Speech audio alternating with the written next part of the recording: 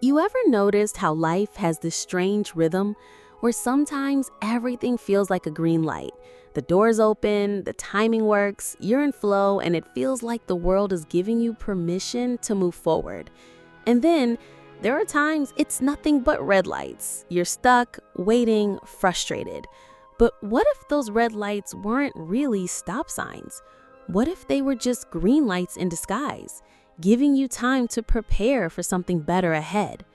That's the heartbeat of Matthew McConaughey's memoir, Greenlights, a book that's not just about his career or his fame, but about decoding the signals life throws at us and learning to run with them.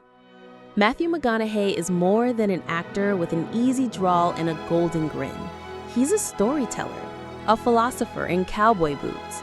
In Greenlights, he opens up his personal journals, decades of them, filled with scribbles about love, ambition, mistakes, victories, and the kind of lessons you only learn by living boldly.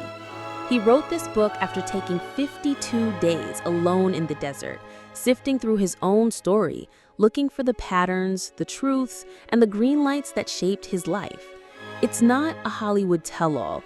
It's a map of a life lived with intention and the kind of hard-won wisdom you can carry into your own. At its heart, Greenlights is about this. Life gives us signals. Green lights tell us to go. Yellow lights tell us to slow down. Red lights make us stop.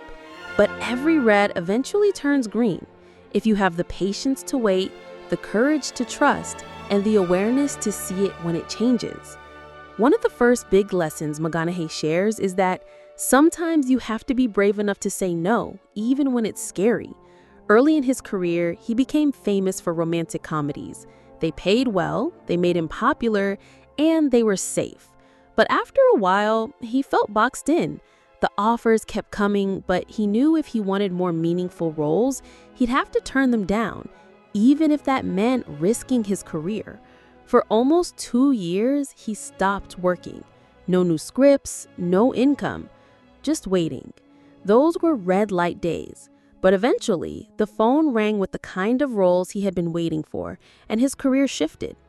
That was a green light he could only catch because he had the guts to endure the stop. Another truth from the book is that we have to know what we value and protect it. Matthew McConaughey grew up in a small Texas town, raised by parents who were both tough and loving in their own raw, unpredictable way. He talks about how his father taught him to respect himself and never half commit. If you're going to do something, go all in. Whether that's playing football, falling in love, or chasing a dream, you have to throw your whole self into it. Half speed doesn't win races, and it sure doesn't create the kind of life you'll be proud to look back on. There's also the lesson of learning to catch green lights in the everyday moments, the little wins. McConaughey describes road trips, unexpected encounters, moments of laughter, the quiet satisfaction of keeping a promise to yourself. These aren't the kind of moments that make headlines, but they're the foundation of a good life. Too often, we're so focused on chasing the big, distant green lights that we miss the small ones flashing right in front of us. And then there's resilience, the art of turning setbacks into stories. McConaughey doesn't pretend his life has been a straight, sunny highway.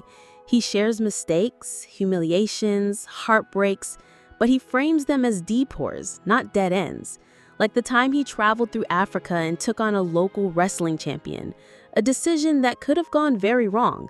But win or lose, those experiences became part of his story, part of what gave his life texture and meaning.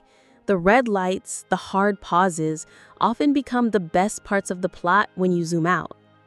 One of the most personal threads in Greenlights is his relationship with faith and trust in life. He talks about believing that the universe, or God, is always sending signals, but you have to be paying attention. Sometimes the green light is an opportunity. Sometimes it's a person. Sometimes it's a moment to rest so you can move again later.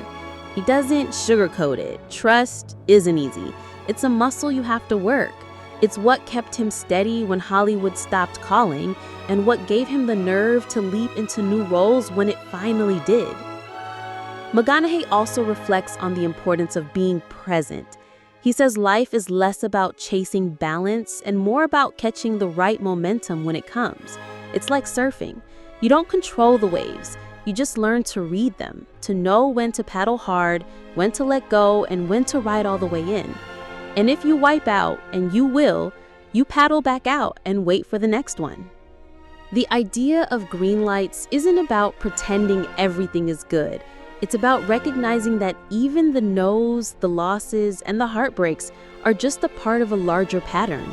That a closed door might be pointing you toward a better one you haven't seen yet. That a red light is often just the universe giving you time to prepare for the green. Near the end of the book, McConaughey shares that his own journals weren't just about keeping track of what happened. They were about finding the through line, the lessons he wanted to remember, the reminders to keep looking for green lights, even in the middle of chaos. And that's what this book becomes for the reader, a kind of guide, a companion, a reminder that the path isn't supposed to be straight, but it is supposed to be lived fully. When you finish Greenlights, you're left with this sense that life is more playful, more forgiving, and more generous than we sometimes think. The key is to keep moving when it's time, to wait when you must, and to always keep your eyes open for the next light to change. So maybe that's where we leave this conversation. Ask yourself, where are your green lights right now? Which ones have you been too afraid to run toward? And maybe just as important, which red lights do you need to trust instead of fight? Because sooner or later, they'll turn green, and when they do, you'll want to be ready.